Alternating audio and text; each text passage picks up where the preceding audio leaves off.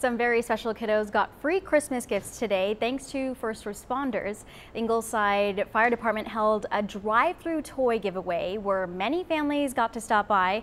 Our Taylor Alaniz shares the experience that included Santa and even the Grinch. While thousands of people across the coastal bend are getting their last-minute Christmas shopping done, there's other families that need a little more help.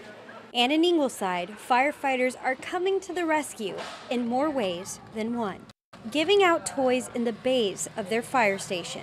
Gifts are donated by the Marines to Toys for Tots. They can't afford anything, so we're giving those presents to them. On Saturday, they took out the fire trucks and handed thousands of gifts as they drove around Ingleside. We give them these toys so they feel better. But quite a few were left over. Came back to the station and decided, hey, we got all these toys, what can we do? So Ingleside Fire decided to host a toy drive-thru Sunday afternoon. We hand them toys, their faces just brighten up.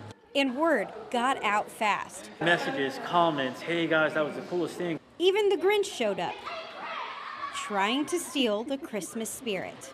But luckily, Ingleside PD took care of business. Trying to let the community know that we're here for them. And these firefighters aren't even getting paid. Our department is 100% volunteer. Protecting and helping their community. I'm so grateful that they are doing this, and I saw them going down the streets, and I know there's some kids on the street who would really appreciate that, so it's pretty awesome. While setting an example for their own children. Being here with my family, with my closest friends, and just seeing a bunch of kids laugh, smile. The best Christmas present anyone could ask for. Merry Christmas! Taylor Alaniz, And Happy New Year! 3 News.